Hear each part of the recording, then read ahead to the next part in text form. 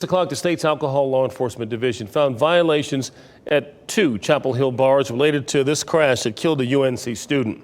We've reported extensively on this case in which sophomore Molly Rotunda was killed.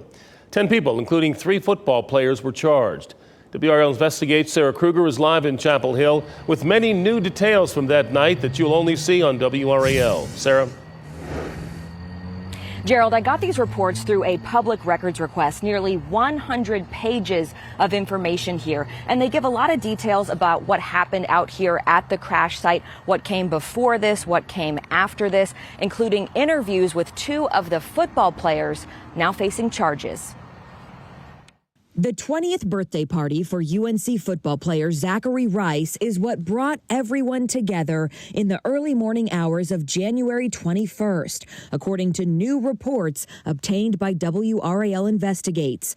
The reports submitted last month to the ABC Commission about 2 Chapel Hill bars, Might As Well and Still Life, showed the ALE found violations on the part of the bars, who are accused of serving alcohol to minors. The documents mostly center around Still Life, revealing the group of friends spent more than $900 on tequila there, paid for by football player Travis Shaw.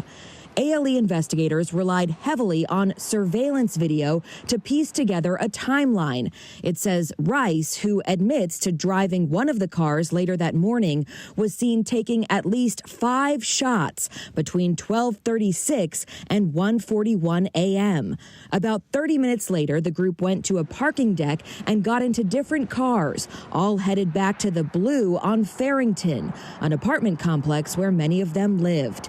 In an interview with Rice at the Keenan Football Center, investigators say he got upset and may have even felt some form of guilt, recounting that he had missed a text from Molly Rotunda asking for a ride. So instead, she rode with UNC student Flamija Brewer.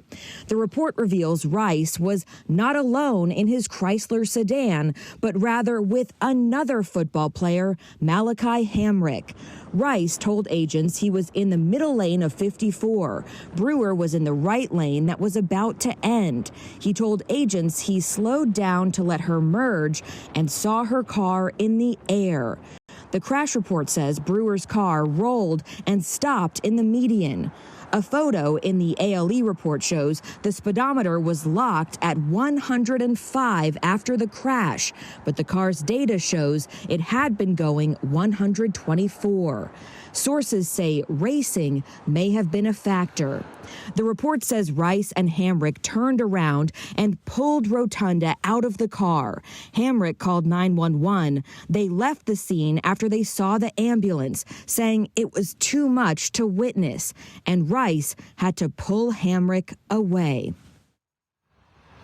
So in terms of what happens to the 2 bars from here, these reports, they were compiled by the ALE, handed off to the ABC Commission. It is the commission that now decides what to do. Those consequences could include fines, suspensions, or written warnings. I did reach out to both bars to see if they wanted to comment for this story. I have not yet heard back. Well, what a tragedy. Thank you, Sarah.